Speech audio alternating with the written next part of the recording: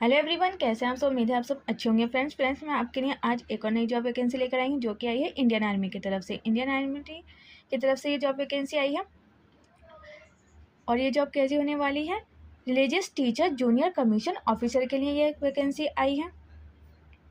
Selection in the Indian army is fair and transparent. ठीक है, इसके लिए एलिजिबिलिटी क्राइटेरिया देख लेते हैं। एलिजिबिलिटी क्राइटेरिया आपका एज लिमिट दे रखी है। एज लिमिट में आपको सिविल कैंडिडेट और इन सर्विस कैंडिडेट के लिए दोनों के लिए ही सेम एज क्राइटेरिया है। वो 25 से 34 साल जिसकी भी एज है वो इस फॉर्म के लिए अप्लाई कर सकते हैं। जिनका जन्म 1 अक्टूबर 1991 से लेकर 1 अक्टूबर 2000 के बीच हुआ है, वो कैंडिडेट इस फॉर्म को अप्लाई कर सकते हैं। और जो नोट दे रखा है इसमें, जो कैंडिडेट हैं to produce birth certificate, 10th pass marksheet at the time of preliminary document. जब प्रिलिमिनरी डॉक्यूमेंट चेकअप होगा तो आपको अपने बर्थ सर्टिफिकेट और 10th क्लास की जो मार्कशीट होगी वो लेकर आनी होगी। एज क्वालिफिकेशन सभी रिलीजियस के लिए अलग अलग दे रखी है। जैसे हिंदूज़ के लिए अलग दे रखी है, जो हिंदूज़ कैंडिडेट है उनके लिए अलग दे रखी है, मुस्लिम कैंडिडेट है उनके लिए अलग दे रखी है, सिख कैंडिडेट के लिए अलग है और क्रिश्चियन कैंडिडेट के लिए अलग है, बुद्धिस्ट कैंडिडेट के लिए अलग है। तो आप इसको एक बार रीड आउट कर सकते हैं कि किसके लिए कौन कौन सी एज क्वालिफिकेशन दे रखी है।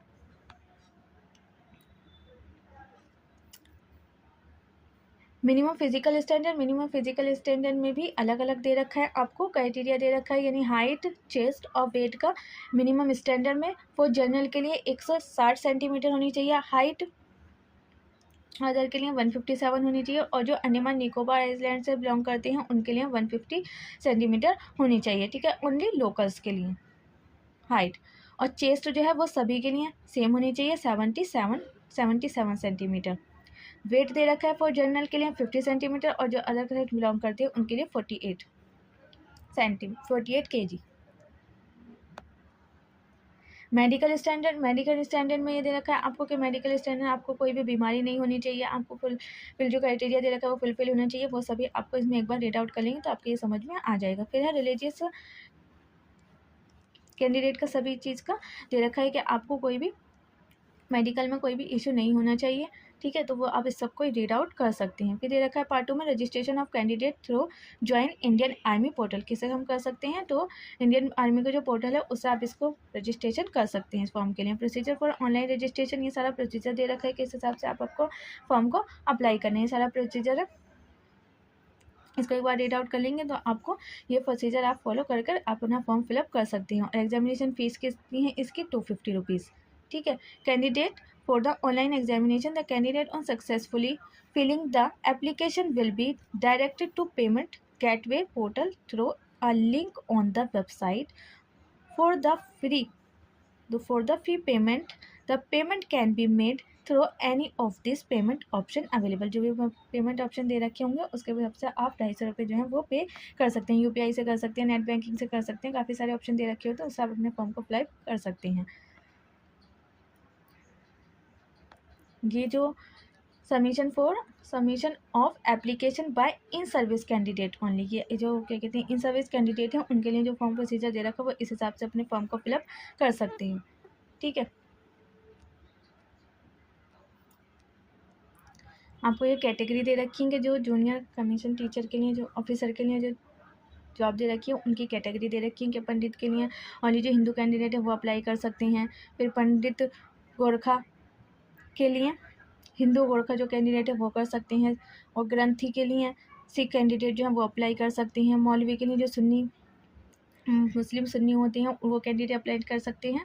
और जो मुस्लिम सिया होती हैं वो ओनली मौलवी सिया के लिए अप्लाई कर सकती हैं। पार्ट 3 में आता है आपका ऑनलाइन कॉमन एंट्रेंस एग्जामिनेशन। जो एंट्रेंस टेस्ट होगा वो आएगा, वो उसमें आपको देख रखा है कि कैंडिडेट कौन कौन है जो आप इस फॉर्म के लिए अप्लाई किया है वो एंट्रेंस देंगे। जब उनको क्वालिफाई माना जाएगा और वो इसमें सिलेक्ट हो पाएंगे। मार्किंग पैटर्न क्या होगा, full mark for every correct answer और नील मार्क फॉर अनअटेम्प्ट क्वेश्चन। और ये जो आप क्वेश्चन अटेम्प्ट नहीं करेंगे उसके लिए कोई भी मार्क्स नहीं कटेगा और जो आप क्वेश्चन अप्लाई करेंगे उसके लिए फुल आपको मार्क्स मिलेगा। और question if attempted will be consider for evaluation even if mark for a review. जो आपने मार्क फॉर रिव्यू के लिए क्वेश्चन अगर रखा है उसको भी कंसिडर किया जाएगा। ठीक है, और पेपर का पैटर्न क्या होगा, इसमें पेपर 1 में जो होगा वो जनरल अवेयरनेस आएगी, 100 मार्क्स का होगा और टोटल क्वेश्चन 50 होंगे।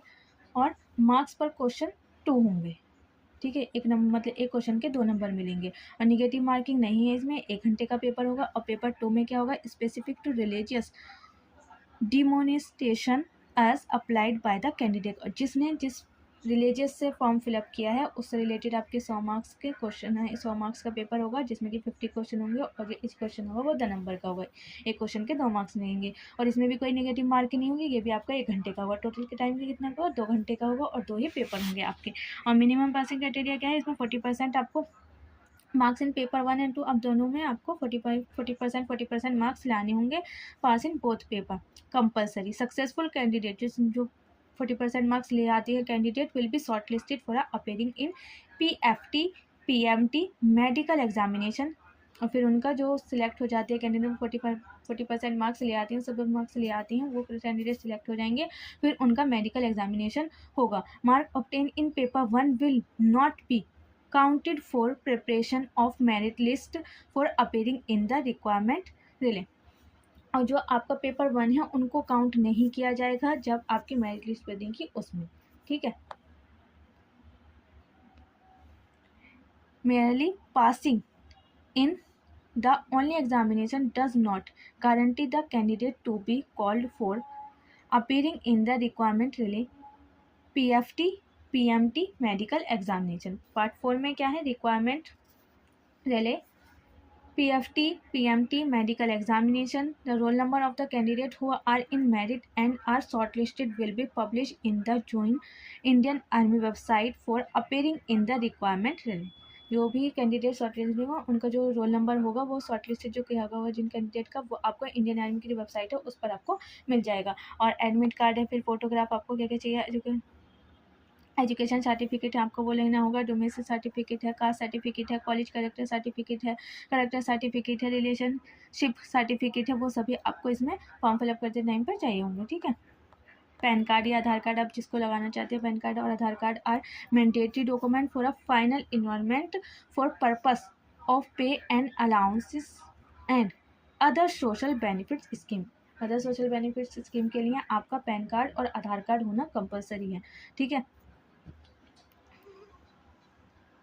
फिजिकल फिटनेस टेस्ट होगा आपका कि 1.6 किलोमीटर रन कर सकते हैं हम, दौड़ सकते हैं क्या, तो ये आपका जो फिजिकल फिटनेस टेस्ट है वो दे रखा है कि आपको किस मिनिमम 8 मिनट के अंदर अंदर आपको up to 5000 feet age above आपको दौड़ लगानी, मतलब उस पर दौड़ लगाने के लिए होगा 8 मिनट के अंदर, ये दे रखा है सारा। और मेडिकल एग्जामिनेशन फिर ये आ जाता है। 5th में होगा पर्सनल इंटरव्यू, जब आप सिलेक्ट हो जाते हैं, आप शॉर्ट लिस्टेड हो जाते हैं, तो आपका एक पर्सनल इंटरव्यू होगा, फिर उसके बाद आपको शॉर्ट लिस्टेड कर लिया जाएगा। 6th में होगा final merit and call up for training. और फिर आपके जो 6th पे क्या आ जाता है कि आपका जो फाइनल आप सिलेक्ट हो जाती है, फिर आपको ट्रेनिंग के लिए बुलाया जाएगा। अदर इंपॉर्टेंट इंस्ट्रक्शन जो रह जाती हैं वो सारी के टर्म्स एंड कंडीशन क्या है इसको फुलफिल करने की, वो सारी दे रखी हैं, इसका आप एक बार रीड आउट कर सकते हैं। इसको फॉर्म को फिलअप करने के लिए आप इंडियन आर्मी के पोर्टल पर जाकर इस फॉर्म को फिलअप कर सकते हैं। ये सभी इंस्ट्रक्शन दे रखी हैं। Portal address for requiring headquarters के, इसके कहाँ हेडक्वार्टर है वो सभी दे रखे हैं, वो आप देख सकते हैं। जो भी इंपॉर्टेंट है मैंने वो आपको बता दिया। उम्मीद है आपको वीडियो पसंद आई होगी। वीडियो कैसी लगी कमेंट बॉक्स से लिखकर ज़रूर बताना। नेक्स्ट आपको किस टॉपिक पर वीडियो चाहिए वो भी आप मुझे कमेंट बॉक्स में बता सकते हैं। मिलते हैं नेक्स्ट वीडियो में, जब तक के लिए stay healthy stay safe. Thanks for watching.